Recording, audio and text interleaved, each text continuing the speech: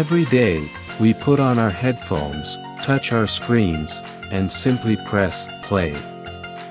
Within seconds, in a span of just 3 or 4 minutes, we are swept away by a wave of emotion. Sometimes we feel sorrow, sometimes we can't stay still. But have you ever thought about the hundreds, even thousands of hours behind those 3 minutes? In the digital age, music is just a click away, almost like a stream of data appearing from thin air. However, this magic is not constructed by itself. Today, on Behind the Norm, we are dissecting the anatomy of a song. Welcome to that painful, technical, and equally fascinating journey from a melody born of nothingness to a global hit record.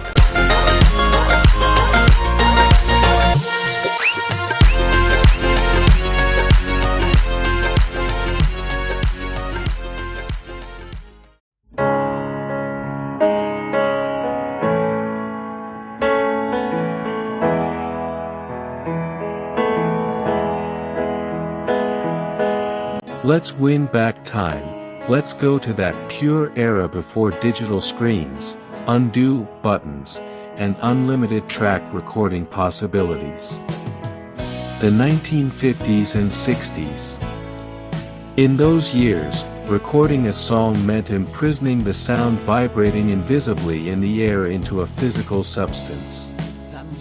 I am talking about trapping sound waves into a tape or wax. In those days, your margin for error was almost zero.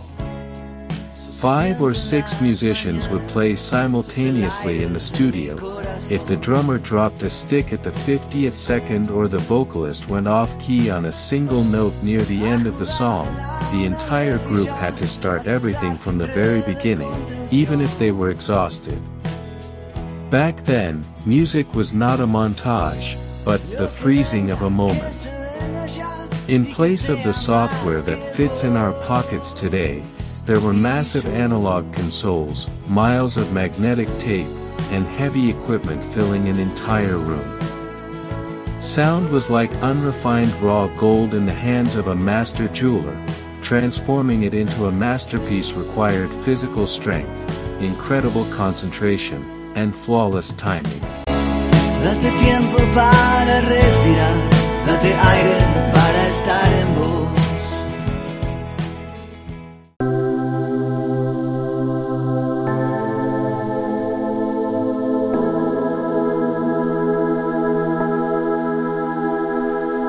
Today, on a modern computer, cutting a sound and pasting it somewhere else takes less than a second. But what would you have done 40 or 50 years ago if you wanted to pull a song's chorus forward by 1 second? Editing meant taking a truly sharp razor blade, physically cutting that precious magnetic tape, and attaching it to another tape with special adhesive. A single wrong millimeter cut meant the artist's days of labor going to waste and that unique recording being ruined forever. The producers of that era had to possess not only a good musical ear but also the manual precision of a meticulous surgeon. It was playing directly with the chemistry and physics of sound. If you wanted to change the tempo of a song even slightly, you had to mess with the rotation speed of the tape. Everything was touchable, everything was real, and everything was risky. It was precisely this physical challenge and human labor that gave the songs of that era that unique character we still listen to with admiration today, which we call soul and warmth.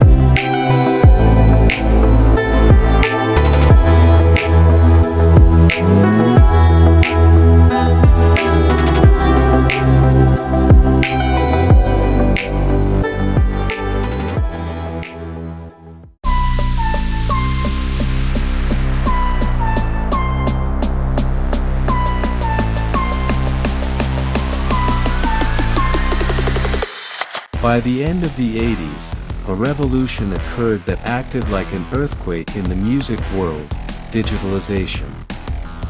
Sound waves were no longer just physical traces on magnetic tapes, they began to transform into mathematical codes consisting of zeros and ones. When Digital Audio Workstation, or DAW software, entered the studios, those rooms full of massive equipment slowly began to fit inside a computer screen. This was not just a technological change, but also the democratization of creativity. The million-dollar opportunities that previously only big record companies could afford were slowly moving to a desktop computer at home. However, this convenience brought a new question: was perfection killing the soul of music? Computers could make everything perfect. They kept the rhythm exactly on time and corrected off-key voices with millimetric precision. The craftsman's hand had moved from holding a razor blade to using a mouse and keyboard. We were no longer just hearing the sound, we were seeing it as a visual object on a screen.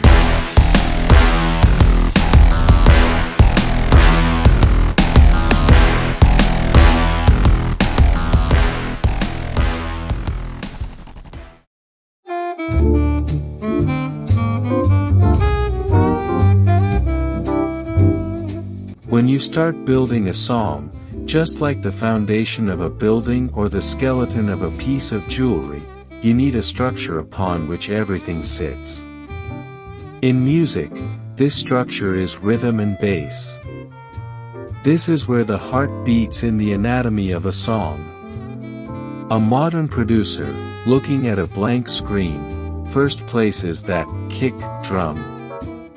That beat is the primal instinct that makes the listener tap their foot without even realizing it. Then, the bass frequencies come into play. Bass is the physical power of the song. You don't just hear it with your ears, you feel it in your chest. At this stage, a producer works like an alchemist. The hard hit of the drum and the deep oscillation of the bass must not crush each other. If the bass is too strong, the song suffocates. If it is too weak, the song stays adrift and lacks a soul. Just as we craftsmen must balance the hardness and flexibility of metal, the producer must balance these low frequencies. Because these two elements form that massive skeleton that will carry all the emotions to be built upon the song.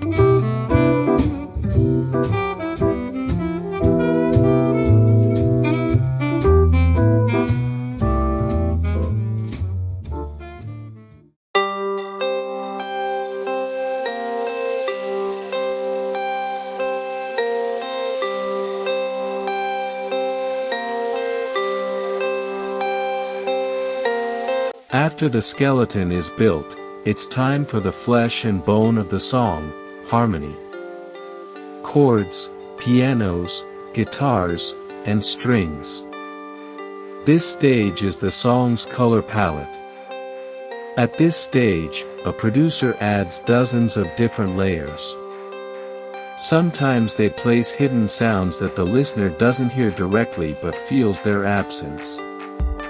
We call this sound design. Combining a synthesizer sound with a natural piano sound is like bringing gold and diamonds together. Both must enhance each other's light. Harmony directs the song's emotional path. You can drown the listener in sadness with a minor chord or give them hope with a major transition. At this stage, every sound must have its own room in the frequency range. If all sounds gather at the same frequency, what emerges is not music, but just a pile of noise. A professional producer is the one who creates those spaces where every instrument can breathe.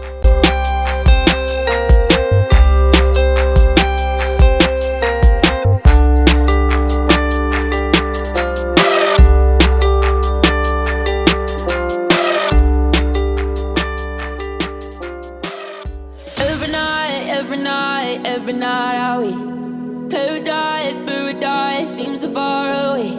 Still I try to buy myself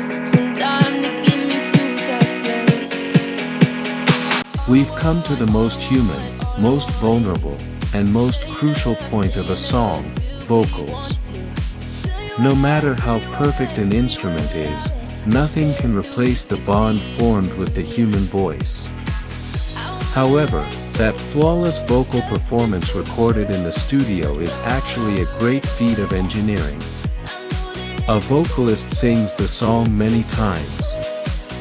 The producer chooses the best words and the most emotional breaths from these dozens of recordings and strings them together like a necklace. Then come the tuning and timing processes. This is a millimetric correction made without killing the singer's soul. By adding echoes, depths, and effects, that voice is transformed into a star shining among the massive walls of the song. Just as a craftsman saves the most precious stone for last and places it to catch the best light, the vocal is placed at the very center, the brightest spot of the song. Because at the end of the day, the listener wants to believe the story that voice whispers to them.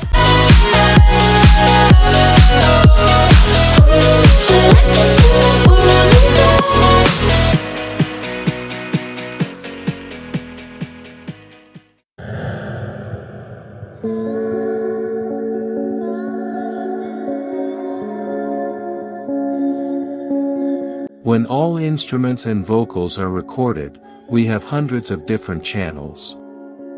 Now it is time to put this chaos into order, the mixing stage. A mixing engineer is like an orchestra conductor. They decide which sound will be in front and which in the back. They place the sound not just in the left and right speakers, but in a three-dimensional space. Using equalizers, they shave off the excess parts of every sound, and using compressors, they balance the dynamics. This stage is pure alchemy. You try to combine contrasting sounds and create a golden ratio. It takes hours, days to establish that balance that your ear doesn't hear but your brain perceives. If the mix is bad, even the world's best song sounds amateur. But if the mix is good, even an ordinary melody can turn into a masterpiece. This is the art of changing the chemical structure of sound and turning it into a smooth surface. Please don't guarantee your joy. Nothing's wrong with crying every day. It just sort of a thing in the world. I'll say you're the best.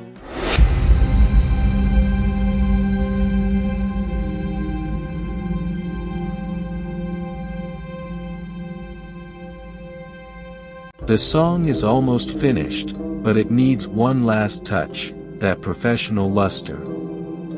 The mastering stage is the final polishing and buffing phase, just like in jewelry making. The overall volume of the song is brought to market standards. However, it's not just about cranking up the volume. Mastering ensures the song sounds with the same character in different environments, like a car radio, a phone speaker, or a massive festival ground. A final makeup is applied to the frequency balance of the sound. This stage is the state of the video or jewelry before it finally goes into the display window. It's the final stop where beauties are emphasized, not errors hidden. The mastering engineer is the person who gives the song that magical shine called radio ready. With this touch, months of labor become ready to be shared with the whole world.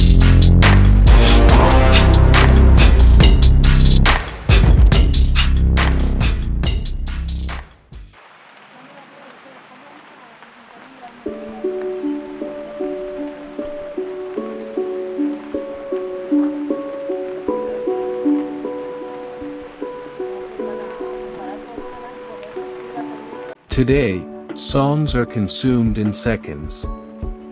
We jump from one playlist to another, giving only the first 30 seconds of a song a chance. Music has ceased to be a physical object and has become a stream.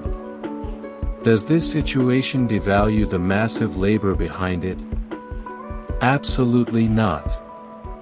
On the contrary, although technology offers us unlimited possibilities today, we still seek the warmth of those old records, that slight hiss of magnetic tapes.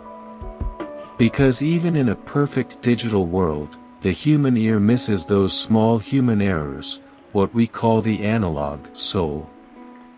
Music is much more than zeros and ones. It is that thin bridge between the coldness of digital and the warmth of humans. No matter how much technology we use, our goal is always the same, to create that unique vibration that will touch someone else's heart.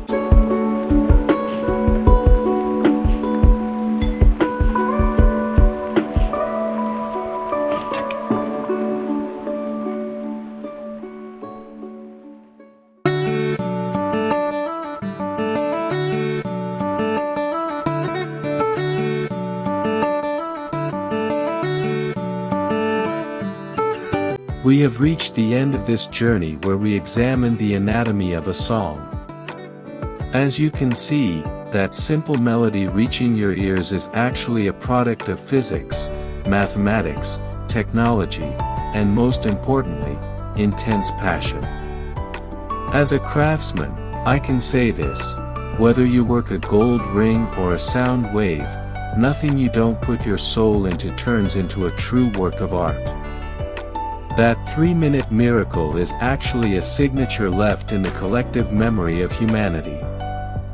Next time you listen to a song, try to hear the razor cuts, the sleepless nights, and those millimetric adjustments behind it. On Behind the Norm, we will continue to discover the truths behind the norms. Stay curious, stay with music.